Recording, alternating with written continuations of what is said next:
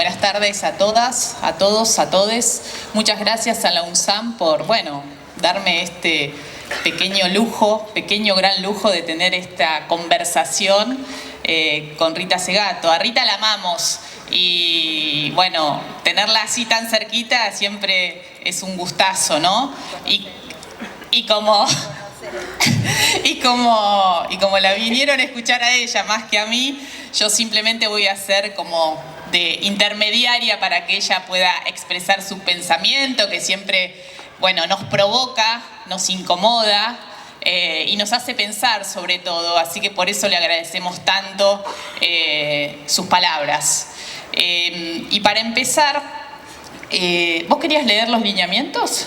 Sí, en eso, ya que es la presentación de una cátedra nueva, ¿no? Cuyo nombre no se lo di yo, o sea, estaba en una conversación con varias personas y me llega la solicitud del título de la cátedra, ¿no? Entonces digo, ¿qué título? Entonces un periodista llamado Reinaldo Siete Cases dijo, Cátedra de Pensamiento Incómodo. Bueno, y quedó, porque es un pensamiento que, según me voy dando cuenta, piensa como fuera del eje, por el margen, ¿no?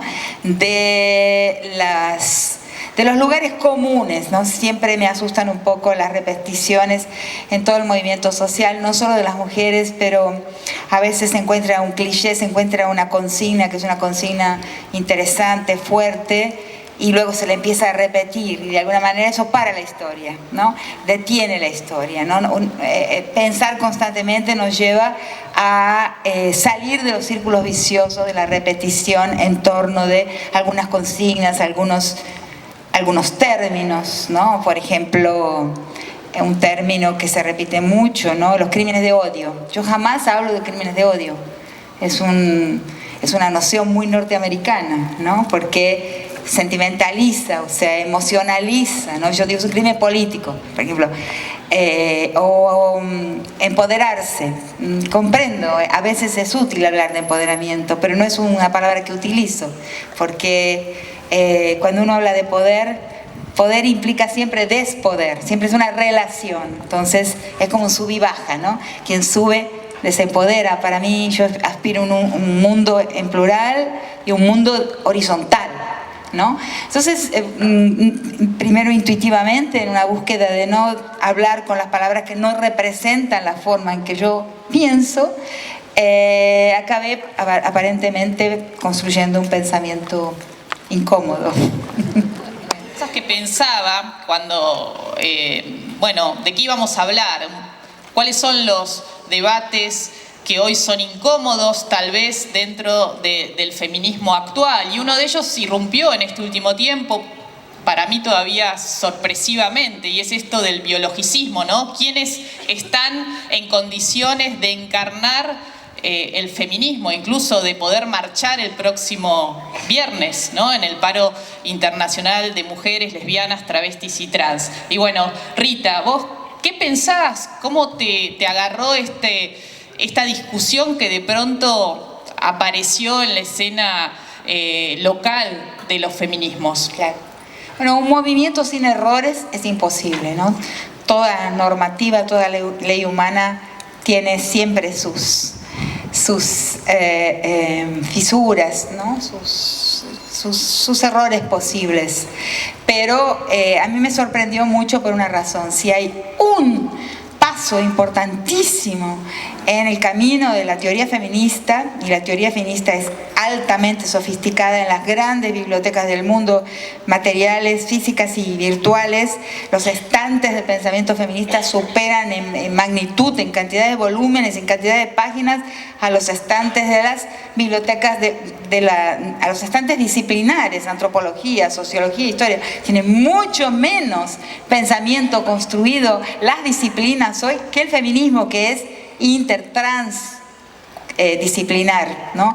Hay mucha sofisticación en el pensamiento feminista, pero en esa acumulación de reflexión, si hay un momento que es un momento clave, es el momento de el desmonte de la biologización, o sea, el desacoplamiento de lo que es lo femenino, ¿no?, de los cuerpos, o sea, la desbiologización, que es la invención de género.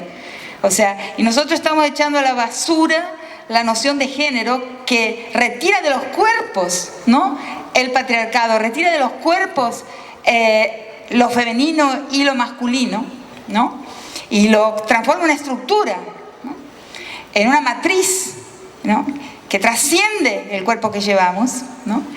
Y lo estamos echando a la basura cuando nuestros antagonistas del proyecto histórico, los fundamentalistas, están queriendo borrar la palabra género, ¿no?, de las escuelas. Lo vivimos en Brasil y aquí debe estar también este movimiento en curso. No hablar de género, prohibir en Brasil, por ejemplo, la palabra misma por amenazadora, y estamos tirándola a la basura porque género es justamente lo que sale del determinismo biológico. El gran invento de la noción de género es la desbiologización de la matriz heterosexual. Y ahora estamos queriendo decir que solo es mujer quien lleva un cuerpo. Margaret Thatcher llevaba un cuerpo de mujer y no existió mayor enemiga de las mujeres que esa primera ministra inglesa, que cerró todas las creches públicas. Y para resolver el problema del desempleo en Inglaterra, ella, y no ningún hombre primer ministro, ella cerró las creches y mandó a las mujeres para casa. Y era una mujer, o sea, no basta tener un cuerpo. Entonces, hay mujeres patriarcales, sí, las hay. Duele decirlo, no son la mayoría, son algunas, pero hacen suficiente daño. Y hay hombres que no sé si son feministas, pero pueden ser maternos, por ejemplo, y son aplicados al cuidado. Eso existe también. Y mujeres como yo, que fueron pésimas cuidadoras, por ejemplo. Está mi hija por ahí, lo puede decir. O sea, me duele el alma, me hubiera gustado poder saber cuidar, pero no tengo el talento. Entonces no se puede biologizar la tarea, ni la posición política, ni la posición... Condoleezza Rice mató más gente que muchísimos hombres generales, o sea, porque era la secretaria de guerra de Bush, y era una mujer, y negra. Entonces, cuidado con el biologismo, es una amenaza. Un momento esencial, crucial del feminismo fue superar la amenaza al biologismo. Entonces, mi manera de definir quién va a la calle y quién no, es decir, todos aquellos que el patriarcado ve como desobedientes, como en desacato a la norma patriarcal. Y ahí, en desobediencia, en desacato a la norma patriarcal, vamos a la calle. O sea, quienes hombres débiles, hombres femeninos. Para mí, el patriarcado los castiga, ¿no? Por su personalidad, su sexualidad, significar una desobediencia, ¿no?, al mandato de masculinidad. Entonces, para mí ese es un problema falso, inventado, creado, no sé de dónde salió, pero realmente no me representa. Muy bien, ahí teníamos un momento en que aparece en el cual hay un movimiento feminista tan efervescente, pareciera que vienen con este tipo de discusión hace... Sí, sin olvidar algo que también hay varias páginas escritas sobre eso. Por ejemplo, yo orienté una tesis hace algún tiempo ya de una gran militante lesbiana de Brasil llamada Irina Bacci. Pueden buscar su nombre, es una gran activista del movimiento de mujeres lesbianas, que es una crítica a la misoginia gay. O sea, la misoginia dentro del movimiento gay. Eso es real también. O sea, eso existe también, pero porque la misoginia se mete en todas partes, ¿no? Es hegemónica, en el sentido muy estricto de la noción de hegemonía, ¿no? El ojo patriarcal, el ojo misógino, es hegemónico, y como tal, el movimiento gay, en algunos casos, ella hace todo un relato, porque ella es participante y activista del movimiento de lesbianas en Brasil desde hace mucho tiempo, en su tesis de maestría lo hace, y va a describir los momentos en que el movimiento gay, el movimiento de los hombres gays, traicionan al movimiento de las mujeres lesbianas. Eso también es real. Pero eso no nos debe llevar a un fanatismo de los cuerpos, ¿no? Sino que nos debe llevar a entender, ¿no?, lo que pasa dentro de todos los movimientos, de las tradiciones que son propias y constantes en la historia, dentro de los movimientos políticos. O sea, pero no por eso no vamos a tirar a la basura el bebé con la pelela, ¿no? Yo creo que el bebé es la desbiologización de la matriz patriarcal, ¿cierto? Y no lo podemos... Esa es una frase que acá no la entendemos, vos me la dijiste una vez, que es una frase muy portugués. típica, un dicho portugués, quizás habría que explicarlo un poco. Claro, cuando uno tira el pipí del bebé en la pelela, ¿no?, lo tira, a veces tira el bebé junto. Entonces, cuidado para no hacer eso. Otro de los temas de discusión fuerte tiene que ver con, bueno, ¿qué pasa a partir de los movimientos como el Ni Una Menos, el Me Too, que tuvo acá también repercusión, el mirá cómo nos ponemos, y las denuncias cada vez con mayor visibilidad, denuncias de abuso, de acoso, en distintos ámbitos, incluso en los ámbitos universitarios, en los ámbitos laborales, las denuncias públicas, ¿no? ¿Qué se hace frente a esas denuncias públicas que muchas veces derivan en los escraches? ¿Y cómo se para el movimiento feminista frente a esa tensión entre exigir justicia frente a tantos años de invisibilidad, de no ser escuchadas, de que nuestra palabra no tuviera valor en la justicia, en nuestras propias casas, en nuestras propias relaciones? Y bueno, y este debate del punitivismo, ¿no? De que no somos punitivistas desde el feminismo. ¿Cómo encontrar ese equilibrio? Y este es un tema muy interesante con el cual venimos reflexionando con Rita. Sí, son problemas difíciles, pero que son problemas que naturalmente surgen con el gran tránsito, ¿no?, con la profundidad histórica que nuestro movimiento tiene, ¿no? No se podrían evitar complejidades. Las complejidades son justamente directamente proporcionales a todo lo que hemos caminado y al lugar a donde hemos llegado, ¿no?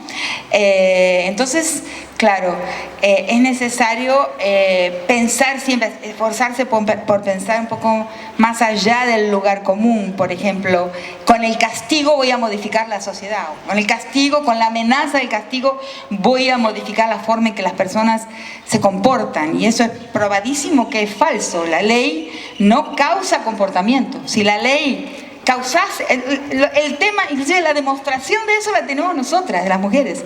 Si la ley, claro, si la ley causara comportamiento, no habría abortos desde hace 90 años, 100 años en Argentina. Y el hecho de que hay cada vez más, hay tantos abortos como nacimientos, muestra que la ley en realidad no causa, no es determinante de las prácticas de las personas. No disuade cometer un delito. Exacto, porque si la ley no persuade y no disuade, ¿qué es lo importante? Lo más importante de la ley es la eficacia retórica, la eficacia discursiva, la eficacia simbólica, la eficacia performativa. Tienen varios nombres, varias formas de hablarse esto, que es la eficacia de convencer, o sea, de persuadir y disuadir. Si no persuade y no disuade, no existe la ley, solo una especie de teatro legislativo, pero no, la ley no tiene eficacia material. Y muchísimas leyes no tienen ninguna eficacia material, y es paradigmático de eso la ley del aborto. O sea, no tiene ninguna eficacia material, tiene otras consecuencias, pero no el hacer que el aborto deje de suceder. Entonces tenemos que pensar que las leyes punitivas son un discurso. Son un discurso eminente, importantísimo, y la tarea es llevar ese discurso a la sociedad, o sea, hacerlo que atraviese, que persuada las conciencias, o sea, que transforme las conciencias. Sin ese trabajo la ley no existe. No existe. Ahora, ¿cómo pensar estas situaciones donde, bueno, en las redes sociales permanentemente es cotidiano, relatos de violencia sufridas al interior ahora están apareciendo, de organizaciones políticas, por ejemplo, de agrupaciones políticas, sindicales, se van abriendo como grifos, ¿no? En la medida que se abren estos grifos salen las voces de mujeres que han sufrido violencias de las más diversas, ¿no? Porque no es solo la violencia física o sexual, claro, sino que hablamos de violencias simbólicas y en el ámbito de los lugares de poder, por ejemplo, los partidos políticos, ¿no? La forma de tramitar el poder al interior de estas organizaciones muchas veces está teñido del machismo que nos atraviesa en otros ámbitos. Ahora, frente a esas denuncias públicas donde uno pone un nombre pero no va a la justicia, ¿no? Y entonces se nos tilda, oh, esos escraches, ¿qué es lo que buscan? ¿Cómo encontrar que, bueno, que tal vez lo que se busca es cierta reparación, ¿no? A partir de ese relato. ¿Cómo encontrar ese punto donde haya cierta sanación y no necesariamente la tengamos que ir a buscar a la justicia? Responde bien, ¿no? Que la justicia es misógina, es machista, que no nos ha escuchado, que nos ha tildado de mentirosas y de poco creíbles, ¿no? Históricamente a las mujeres. Claro, bueno, el problema es amplio, ¿no? Por ejemplo, en el año pasado hablé con 2 rectores de colegios secundarios, ¿no? Muy interesante. Uno con el del Nacional Buenos Aires, el ex rector ahora, y otro con el rector del taller de la Pichón Rivière, de la escuela secundaria de la Pichón Rivière. Y en los 2 relatos venía, y el secundario es, entre los 2 relatos surge esa idea de que entender la cuestión de género hoy es entender la secundaria. En sus diversos niveles sociales, en las diferentes regiones del país, pero en la secundaria uno ve lo que yo llamo hoy la catástrofe de género. O sea, quería mencionar esto, que no lo he escrito en ninguna parte, pero que es algo que todos lo tenemos que pensar. Esa catástrofe de género donde... Y ahí, ¿por qué? Porque quiero hacer un énfasis en la diferencia entre el Me Too, o sea, en lo que yo llamo el feminismo pilgrim de los Estados Unidos. O sea, ¿por qué le llamo pilgrim? Porque los Estados Unidos fue fundado por los pilgrims, ¿no? Por los peregrinos puritanos. Entonces, un país que tiene una fundación muy distinta a la fundación de las mal fundadas repúblicas criollas, ¿no? Pero son historias diferentes. Y yo llamo al feminismo del norte el feminismo pilgrim porque lo veo como un feminismo que acata la idea, excepto algunas grandes excepciones como por ejemplo Judith Butler, pero que en general acata la idea de que durmiendo con un abogado en la almohada yo voy a resolver los problemas entre los chicos y las chicas. Nosotros no podemos entrar por ese camino porque nuestra sociedad, nuestra historia, nuestra fundación colonial es totalmente diferente.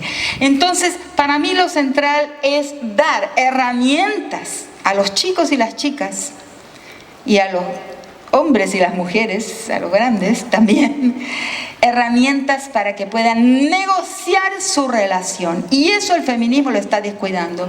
Tienen que las personas poder negociar sin la mediación de estados que siempre nos van a traicionar. Porque nos han ¿Por qué digo esto? Porque nos han traicionado siempre. Y si no aprendemos de la historia, entonces paremos de estudiar, paremos de dar clases de historia y vamos a dar clases de relojería, no sé, de cualquier jardinería, cualquier cosa, pero no de historia. La historia nos ha enseñado que el Estado, nuestros mal fundados estados criollos republicanos, nos han traicionado constantemente a lo largo de la historia. Entonces le vamos a entregar a esos estados que se encarguen de la vigilancia y la custodia de la negociación de cómo va a ser la sexualidad nuestra, de nosotros, de nuestros hijos.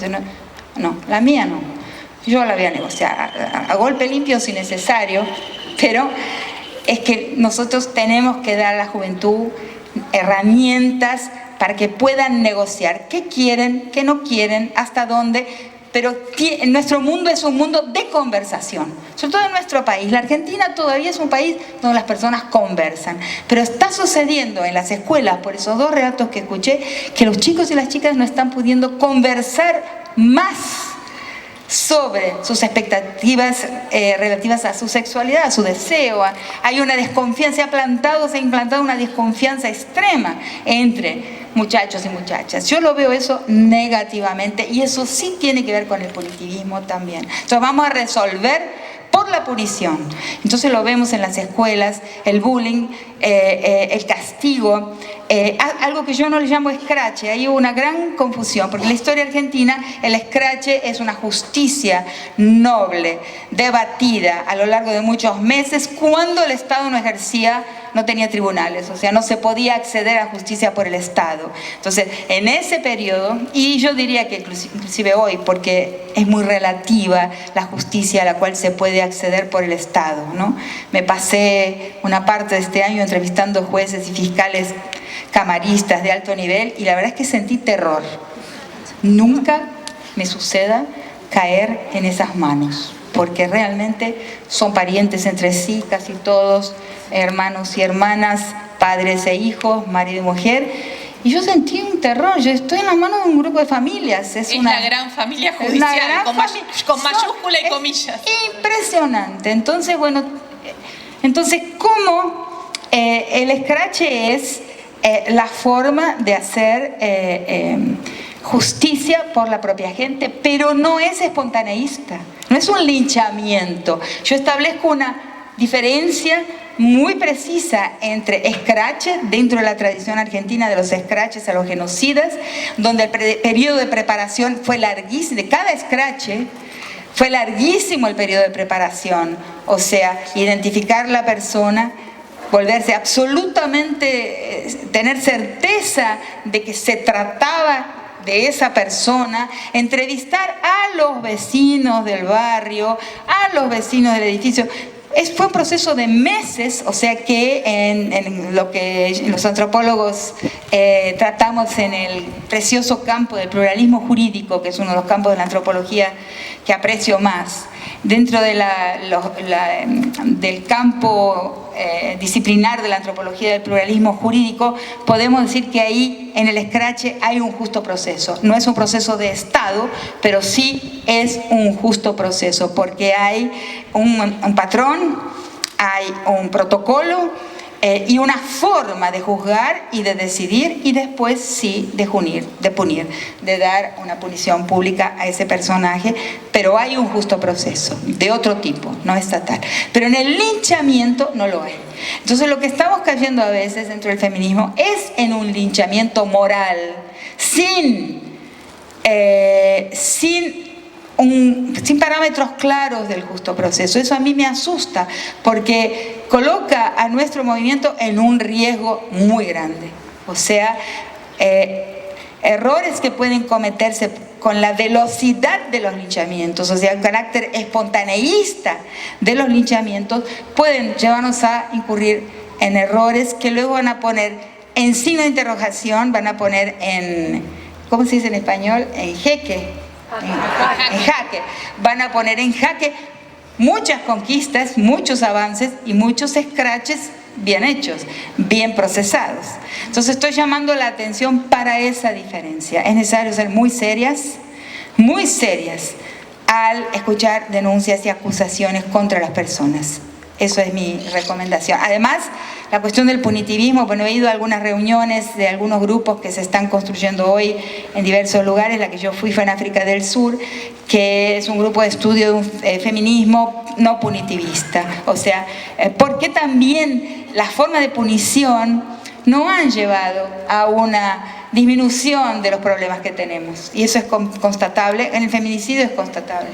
O sea, tenemos formas de punición, tenemos leyes contra el feminicidio en todos los países hoy, y sin embargo eso no toca los números, no ha hecho disminuir los números. Entonces eso es necesario que lo pensemos más y más seriamente, porque las leyes no están tocando los números, ¿no? Y entonces esa fue en el debate en el Senado, que estábamos juntas, sí, en el Senado Nacional, cuando la ministra Patricia Bullrich quiso usar el sufrimiento de las mujeres para recrudecer las leyes y retirar, después por ejemplo, de la muerte de Micaela García, del femicidio de Micaela García, que de hecho se aprobaron finalmente con algunas modificaciones del proyecto original, pero bueno, en realidad lo que tenía que ver con las salidas de las personas condenadas, claro, ¿no? Perjudicó la progresividad de la presos, a toda la población carcelaria, porque retiró la progresión de pena.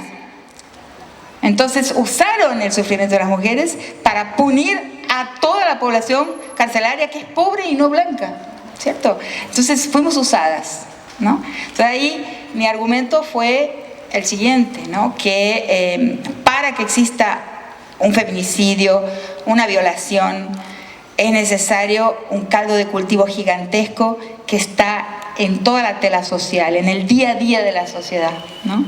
Son agresiones microscópicas, diarias, cotidianas, que todas las mujeres sufrimos.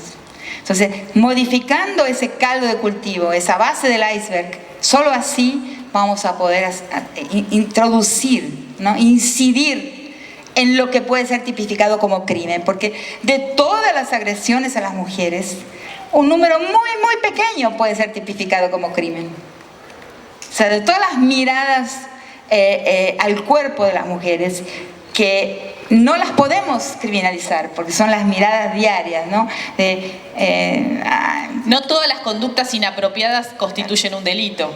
No podría nunca, no podría. Entonces, haciendo que esas conductas, y eso sí está sucediendo, haciendo que, lo que llamo desmontando el mandato de masculinidad, que obliga, por ejemplo, que cuando 3 hombres están juntos, no sé si por aquí, en este público tan selecto, pero en muchos lugares de nuestro país, cuando 3, 4 hombres o 2 están juntos, se ven obligados a hacer algún comentario sobre un pedazo de cuerpo de mujer que pasa por adelante. Por ejemplo, sin modificar eso, sin que los hombres mismos se den cuenta que están obligados a algo que quién sabe no les gusta, no les interesa. Pero es una obligación para poder mostrarse hombres. Eso es, en todas partes lo veo, ¿no? En esta Argentina que recorro, esa Argentina criolla de Tucumán, Salta y Jujuy, que conozco mejor sus personajes, el chiste, la mirada ultrajante, la mirada rapiñadora al cuerpo de la mujer, la mirada que usa una mujer que está por ahí, que está presente para construir un vínculo entre hombres, y para que un hombre un poco más debilitado en su masculinidad pueda probar su masculinidad ante otro hombre que lo mira con cara de alfa, por ejemplo. Todo la modificación de eso que es capilar en el tejido social, el derrumbe de eso es lo único que será capaz de tocar allá arriba en lo que sí puede ser tipificado como un crimen de género. El garantismo jurídico no ha comprendido que las garantías en el caso de la violencia de género operan en sentido contrario. Claro, eso fue parte del argumento frente a cuando juzgamos al juez Rossi en Paraná. El juez Rossi fue un juez que soltó a Wagner, que fue el feminicida. Wagner estaba preso por violación. Y igual iba a salir próximamente, ¿no? Pero era muy, muy simbólico, muy ejemplar el juicio al juez Rossi, porque él, a pesar de tener 29 recomendaciones del equipo psicosocial de la cárcel, él los suelta. O sea, yo creo que ni los leyó. Bueno, no sé si los leyó o no, pero los desconsideró totalmente. Y después descubrimos que había desconsiderado casi 70 decenas de recomendaciones del equipo psicosocial con relación a otros muchos casos. O sea, un juez que, como muchos jueces, Dios en el cielo, juez en la tierra. El todopoderoso, ¿no? El juez, alguien que desea ser juez, realmente hay un problema ahí, ¿no? Pero bueno. Pero entonces, en el juicio del juez Rossi, uno de los argumentos centrales es la mala interpretación del garantismo, que es una doctrina noble, ¿no? Cuando se habla de raza y clase. Porque realmente, ¿para qué es el garantismo? El garantismo, en realidad, si lo miramos con aproximación, es una doctrina jurídica que tiene por detrás la noción de acción afirmativa, un precepto de acción afirmativa. O sea, si no existiría, si las garantías fueran igual para todos, o sea, para los pobres y los negros en nuestra sociedad, porque no se habla de raza, pero la raza existe, basta ver la composición de una cárcel para ver que la raza realmente existe. Entonces, el garantismo existe como doctrina porque hay vulnerables. Y si uno mira a la población carcelaria, esos vulnerables son, como dije, pobres y no blancos. Pero entonces una cantidad de jueces, pues Rossi es paradigmático y el otro López, ¿no? Se llamaba también, aplican el garantismo a agresores, o sea, delincuentes, a criminales que han practicado crímenes de género.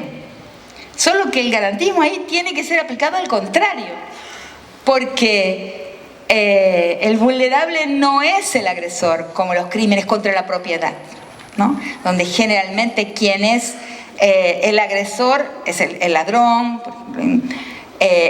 a veces también, inclusive los asesinos, que son juzgados y encarcelados, son vulnerables dentro de la sociedad por esta razón de clase y raza, como acabo de decir. Pero en el crimen de género, el poderoso es el agresor y la vulnerable es la víctima. Por lo tanto, en el crimen de género tiene que haber una inversión del garantismo y la garantía tiene que ir para la víctima y no para el agresor. O sea, una mala interpretación, una interpretación ciega y estrecha por parte de la justicia, de los operadores del derecho, de los operadores de la justicia, que la aplican siempre con relación a la protección del procesado, cuando en el caso de los crímenes de género es la víctima, la acusación, ¿no? El lado acusador que está del lado de la vulnerabilidad. Eso, ¿no? En los últimos días nos conmovimos mucho con la historia de Lucía, esta niña de 11 años que había sido violada por la pareja de su abuelo y cursaba un embarazo forzado en Tucumán y pedía una interrupción legal de embarazo que el sistema provincial de salud en Tucumán se encargó de dilatar y postergar. Finalmente le hicieron una cesárea una semana atrás, ¿no? ¿Cómo analizás estos casos que hoy los vemos con mayor claridad, ¿no? Porque no son nuevos? Cada año en la Argentina alrededor de 2.700 niñas de 14 años o menos dan a luz y uno, bueno, se presume que la mayoría de esos embarazos han sido producto de abuso sexual, coacción sexual, que las niñas no los han buscado.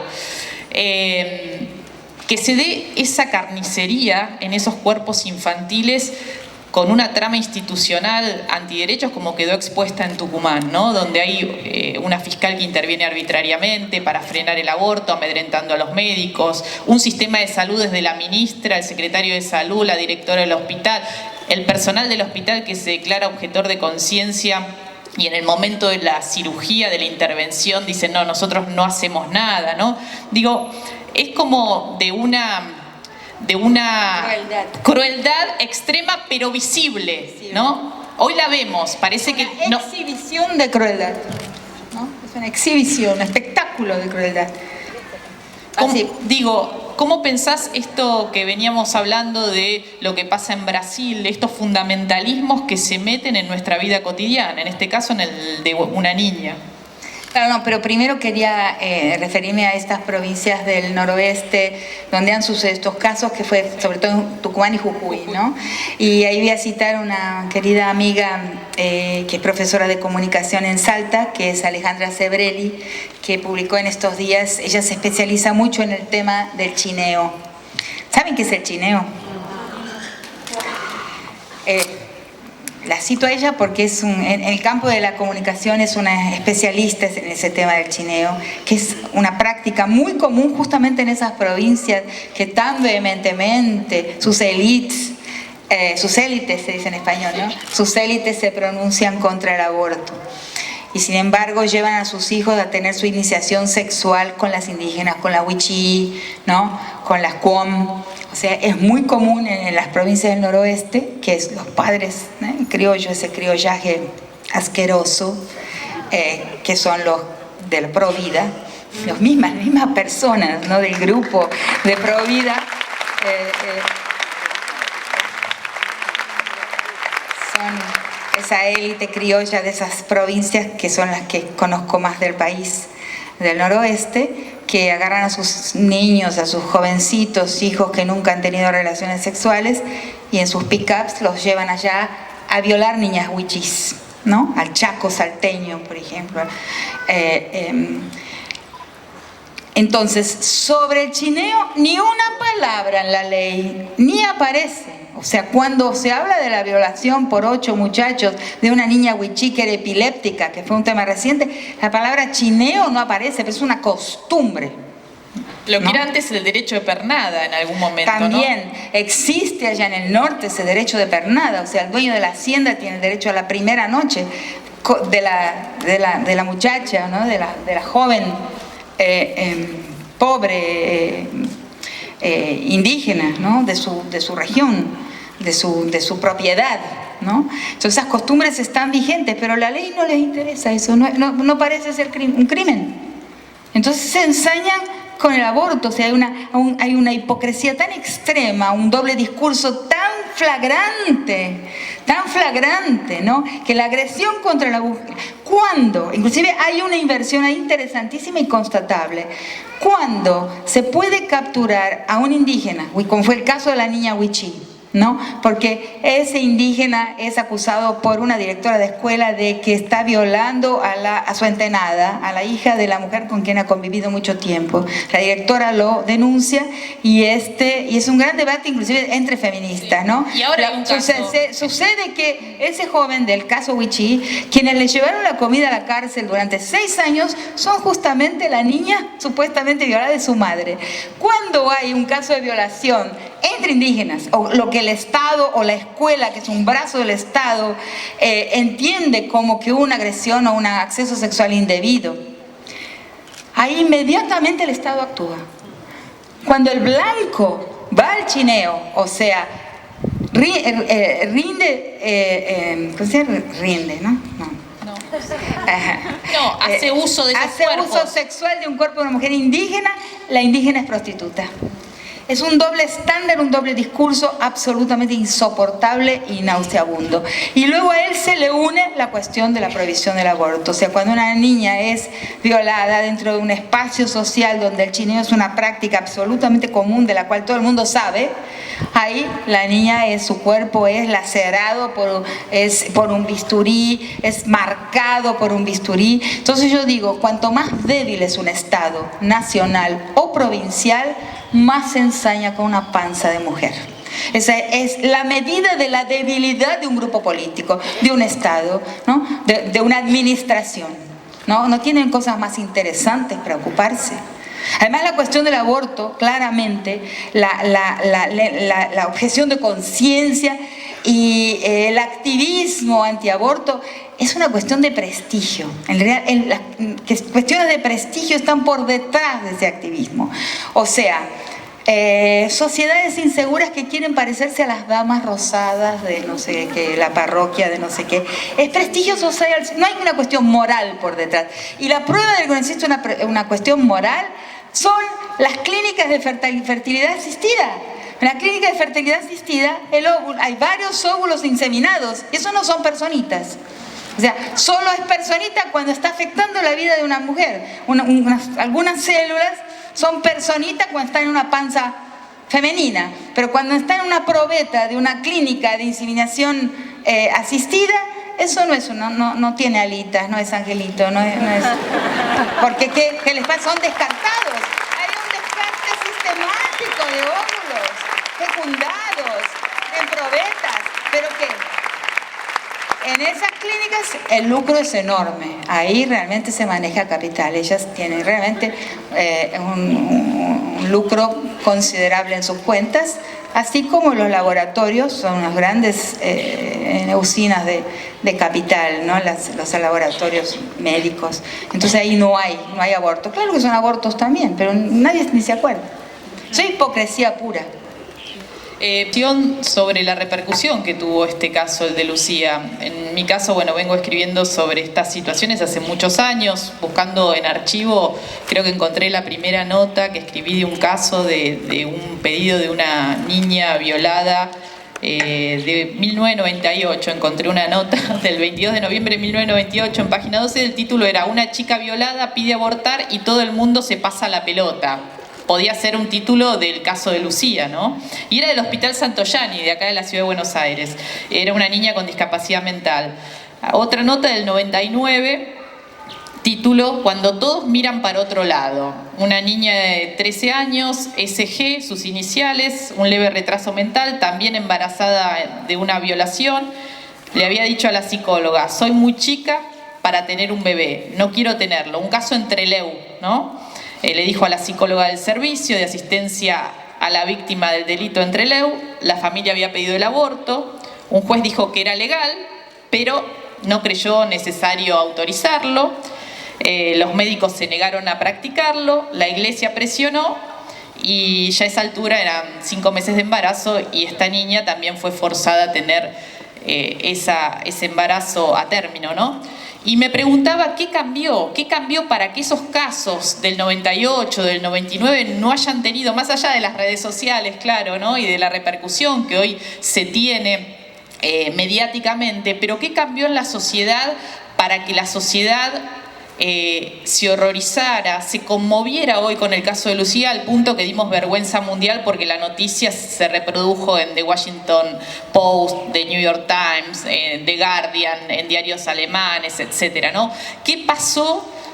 Hoy me mandaron que salió una página entera en The Guardian con el caso, había salido el viernes y volvió a salir porque es la nota más leída y replicada. ¿Qué pasa en la sociedad? ¿Qué pasó en la sociedad argentina? ¿Qué pasa que hoy nos conmovemos y nos horrorizamos frente a este caso que sabemos que es histórico? Las estadísticas no bajan, son alrededor de 2.700, 3.000 casos de niñas de 14 años o menos que en la Argentina dan a luz cada año, ¿no? Bueno, pasó que el discurso nuestro está llegando lentamente a destino, ¿no? Es por eso, solo eso explica la reacción fundamentalista. O sea, son 70 años de feminismo, ¿no? Son 70 años de trabajo. Esa es la diferencia, inclusive con relación a los grupos fundamentalistas que hoy salen a la calle, que no tiene, es un movimiento que tendrá entre 5 y 7 años, es muy reciente y muy rápidamente construido, ¿no?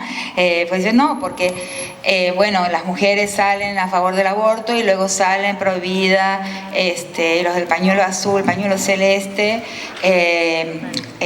por la prohibición del aborto, pero no son equivalentes por muchas razones, ¿no? Porque el movimiento de los pañuelos verdes es la consecuencia de 70 años de mancomunamiento de mujeres que pensamos, que dialogamos, que reflexionamos y que debatimos nuestros temas. Y el otro rápidamente, ¿no?, se coloca ahí. Para mí eso muestra que hay, es una agenda. Es una construcción muy rápida de un movimiento en las calles y es una agenda.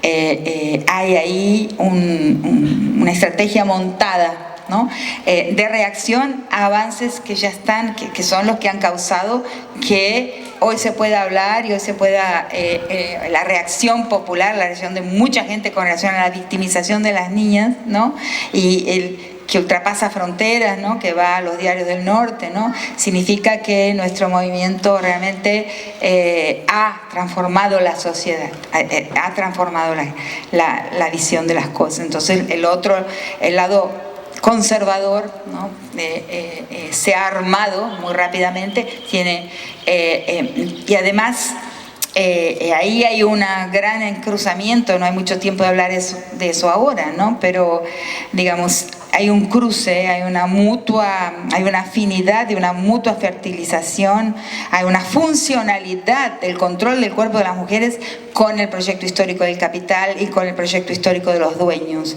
Si el patriarcado cae, toda la sociedad se transforma, o sea, todas las formas de adueñamiento, de rapiña y de apropiación y de desigualdad caen por tierra. O sea, el patriarcado es la base, el cimiento de la pirámide, o sea, de todas las otras formas de opresión, de dominación. Por eso de repente hay un rearmamiento de los poderes, y son los poderes económicos, ¿no?, expresados por los grandes medios, por los medios masivos de información, que se están rearmando para evitar eso.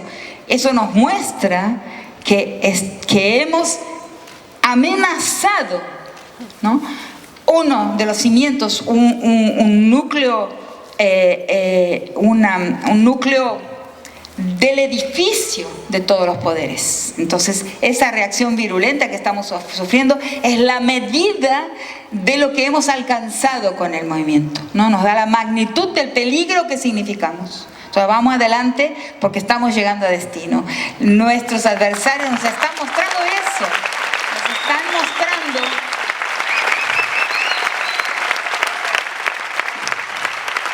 nos están mostrando algo que es lo que llamé en uno de mis textos más recientes, que el patriarcado del borde al centro. O sea, que nuestro tema no es un tema, y eso lo sabe muy bien Mariana y lo puede explicar muy bien, en la estructura de la página de los medios, ¿no? de la materia escrita, ¿no? De los medios escritos. Esa estructura de la página, siempre la noticia sobre los temas de las mujeres fue una columna marginal. Y lo que está pasando en la historia hoy es que, y lo que nos están mostrando nuestros enemigos, nuestros antagonistas, es que la manutención del patriarcado es central para el poder económico y para el poder político. Y que no es el borde de las cuestiones, ni el borde no es un tema de minoría. El esfuerzo nuestro tiene que ser hoy para desminoticizar, o sea, retirar de la posición de minoría y de columna marginal. Eso está gráficamente expresado en el cambio de los periódicos, ¿no? En el cambio del trabajo que Mariana les va a explicar esto en un minuto. Entonces, ese pasaje de los temas de las mujeres, ese pasaje del patriarcado como tema, del borde al centro de las cuestiones, es lo que está pasando en el presente.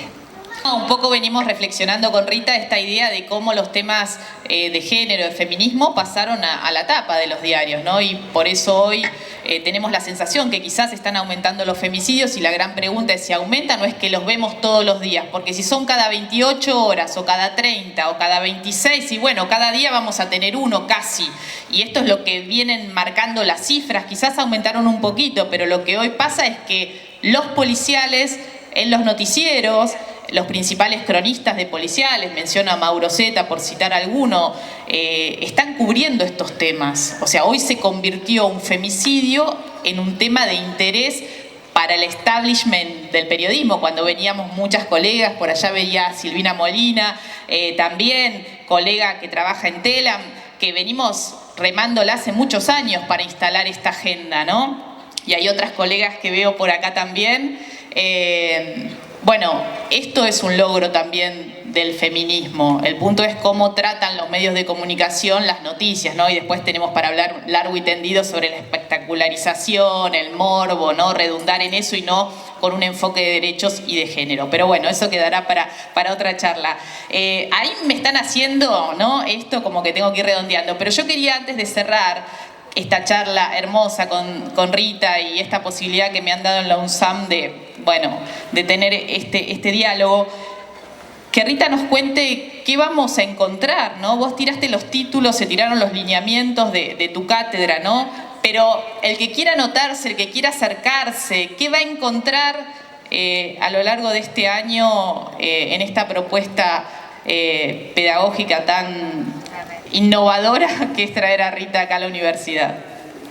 Así, la cátedra de pensamiento incómodo propone mirar el mundo desde nuestro margen y a contrapelo de los hábitos y consensos del sentido común de una academia ya fatalmente marcada por el eurocentrismo de su fundación y por el patriarcalismo de sus prácticas.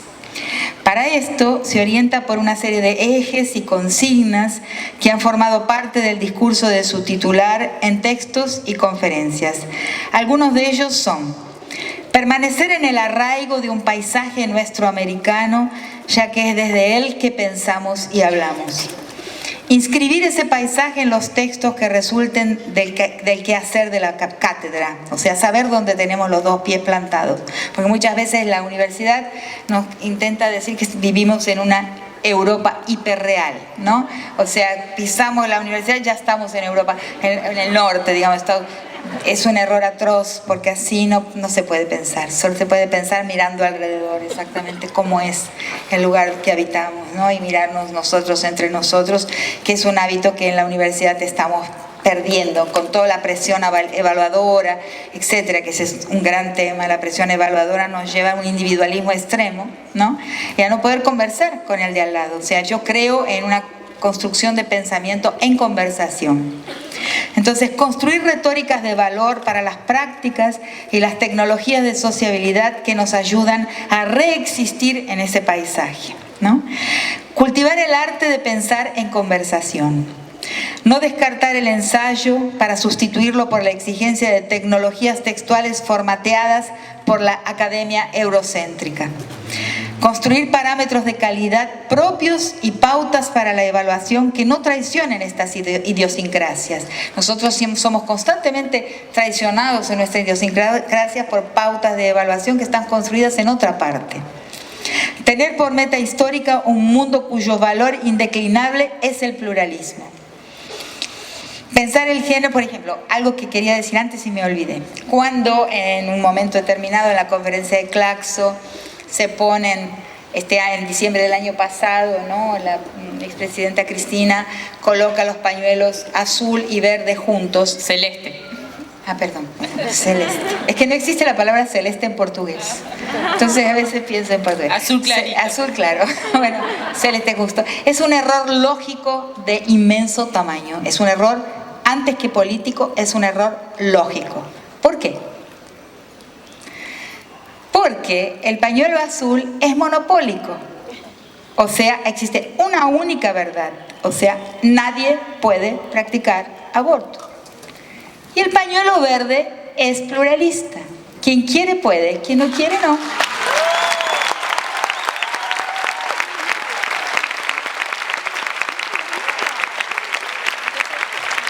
Lo que está ahí colocado como antagónico es el monopolio de la verdad contra el pluralismo de las posiciones. Eso es lo que está por detrás, la estructura lógica que está por detrás de esa comparación.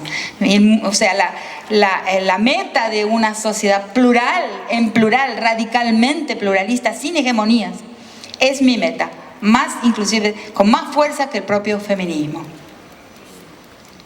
Porque el feminismo tiene que concebirse como una pluralidad de mujeres, una pluralidad de sexualidades. La misma división, por ejemplo, entre una sexualidad homosexual y una sexualidad heterosexual es un error brutal, porque hay infinidad de heterosexualidades e infinidad de homosexualidades. Nosotros, porque somos entrenados a pensar binariamente, lo cual es un error que nos atrapa. Todo el mundo en plural sale de esa captura, ¿no? Bien. Entonces, pensar el género y la raza como categorías centrales en un mundo opresivo. Pensar la violencia de raíz conquistal y colonial y sus secuelas e impactos en el presente. O sea, muchos de los dolores, muchas de las opresiones, muchas de las violencias que en nuestro mundo latinoamericano, o nuestro americano mejor, sufrimos, es por la constante presentificación de la pauta, que ya no le llamo ni de colonialidad, le llamo de conquistualidad. La conquista es un proceso que nunca se encerró, que nunca acabó. En algunos territorios del país podemos ver claramente, y de América Latina en general, podemos ver la conquista en curso todavía. Entonces, o sea, ¿qué es? La rapiña territorial, ¿no? La toma de tierras, ¿no? La expulsión de la gente del lugar que habita. Eso es conquista, una conquista en curso. Es mentira que terminó. Entonces, no guetificar las temáticas del movimiento social, que es un problema que yo veo mucho en el movimiento de mujeres, que guetifican los temas, no, sino que entender los temas entrañados en un nicho de relaciones políticas, económicas, raciales y de género, ¿no?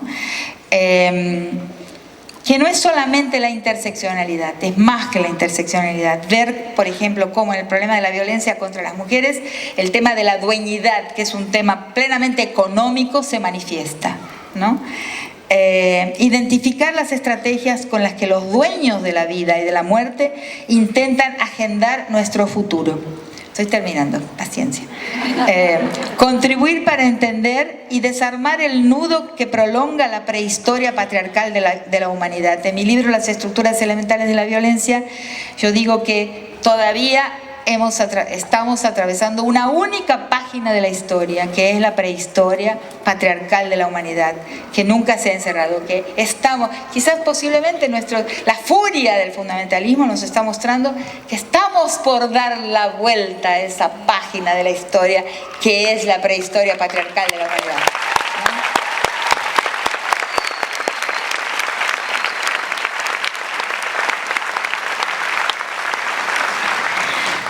Desentrañar los males del mandato de masculinidad, inclusive para los hombres y en beneficio de los hombres, ¿no? Eso me lo critican mucho en el feminismo, pero realmente yo lo veo así y no voy a mentir.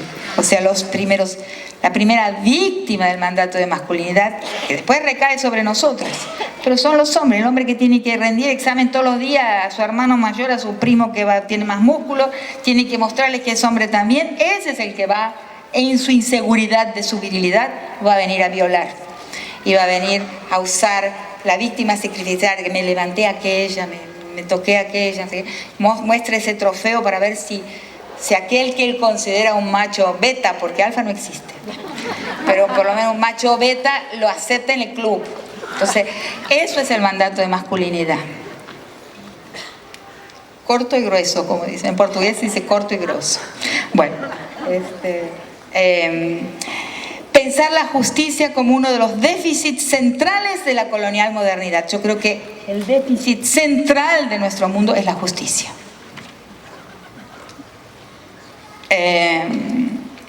Identificar la variedad de ideas y formatos del hacer justicia, esto del escrache, por ejemplo, y apostar al campo del pluralismo jurídico como estrategia fundamental para un mundo en plural y un mundo justo.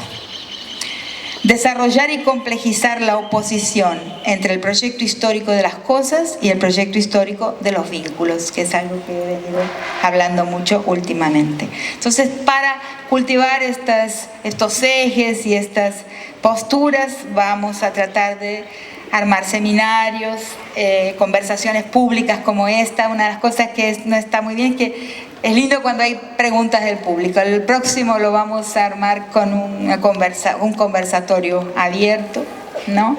Y espacios de capacitación, talleres, conversatorios temáticos, ¿no? Focalizados en temas precisos, ¿no? Bueno, esta es la idea central de la cátedra, y estoy muy agradecida a la UNSAM porque en esta cátedra de alguna manera yo retorno al país, ¿no? Es la forma, es el momento realmente en que de nuevo me inserto, ¿no?, en la Academia Nacional.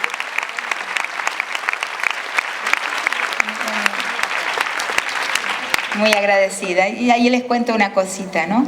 Porque estaba con mi hijo, que mi hijo nació en Irlanda del Norte, fue al colegio de Estados Unidos, vive en Brasil y, en fin, tiene un pie, es muy brasilero. Entonces estaba por la calle conmigo y me ve que muchas personas me saludan, ¿no? Y me dice, mamá, un país en el que una persona se hace célebre por pensar es un gran país.